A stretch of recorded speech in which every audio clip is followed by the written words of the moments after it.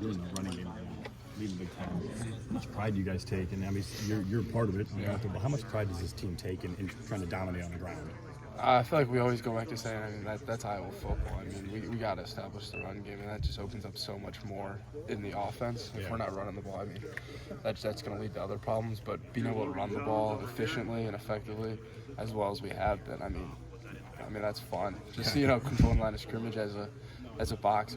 That's pretty fun for all the guys involved. You feel like that can be demoralizing for a defense too, when it's 5 yards, 4 yards. It's just kind of play after play where they feel like they can't stop you. You guys have that mentality to put it on them. Like if they can't stop this, we're going to keep going at it. For sure. Everyone's trying to wear the other side of the ball down. Defensive, you're trying to wear the offense down. That's something we've been talking about, that we want to wear them down, and we want to keep running, we want to keep swinging, and we want to keep going in this run game. And it's been working so far for us. Walk me through what you saw on the big 52-yard play with Sully. It was a good play, right time.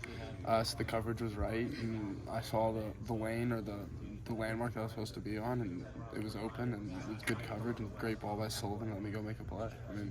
It kind of all fell in right there perfectly, and then broke a tackle and hopefully, made a play.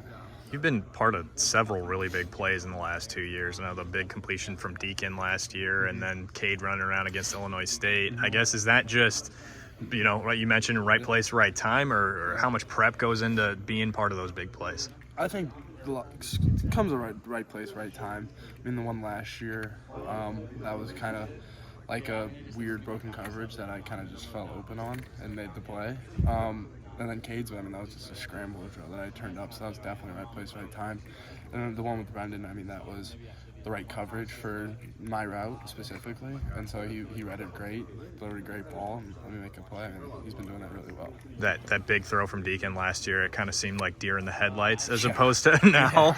Can you talk about that change from last year to this year and stepping into a more consistent role? Yeah, last year was definitely a deer in the headlights moment. It wasn't like a quick check down for a quick reception. Right. It was, there's a lot of space there. So that was definitely, but just getting more comfortable with the guys and the offense and college football in general, and the speed and the physicality. You get more comfortable with it, and then you start realizing that you're out here just playing football. There's 70,000 people, but at the end of the day, it's 11 on 11. And as long as you get back to that and just keep working, that's where the big plays and mentality, that's all that stuff kicks in. It's not very often that you see a freshman do as much as you did last year. Kind of what was the key for you in terms of being prepared for that opportunity when it came? Talking with the older guys 100%. Eric and Luke, and even Steve and Addie. All those guys provided the perspective and the coaching and the eyes needed. You see what Eric's doing. He's doing in the NFL right now. He's out now all year. And then Luke, when he was down, he was every practice, every road game. He was providing the eyes as well. So just listening to them telling me hey, you can do this. They were the ones that were saying you got this. We've seen you do it. Just go out there and play. You feel like this team is kind of re-energized past couple games? Feels like there's a renewed energy out there, offensively, defensively, that you guys kind of flipped the script a little bit.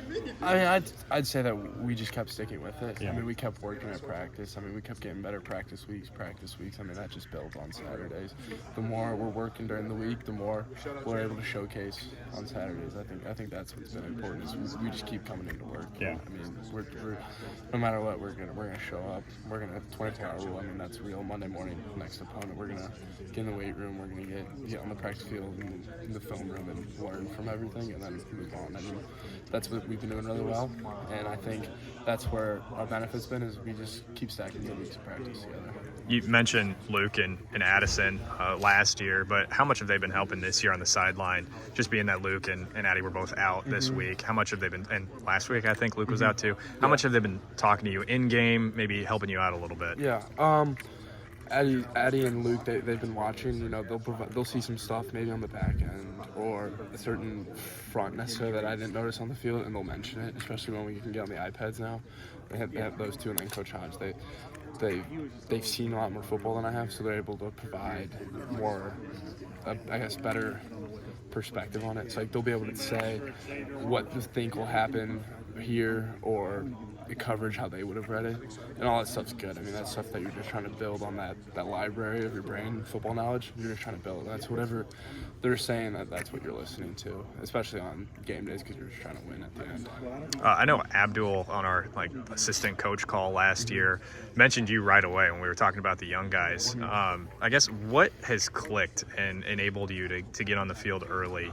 I know you mentioned listening to the older guys, but I guess maybe even in addition to that, or what has made it so that you've been able to be successful early on and burn your red shirt last year and now be a factor this year? Like what has clicked? I think it started just with the opportunity, unfortunate opportunity, I guess, with a couple of the guys going down. I mean, I kind of just fell into my place where I kind of had to step up. But, just taking advantage of that opportunity when it presented itself, like those practice reps were critical to development, and they still are for me because I still got a long way to go in certain aspects of the game. But just taking advantage of when I was getting more reps and watching that film and comparing it to what older guys were doing.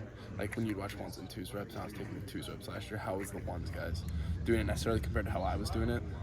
It's stuff like that you just got to take advantage of the opportunity. I feel like I did decently last year and it allowed me to play a little bit. So, yeah. Is there a favorite moment for you as a Hawkeye so far?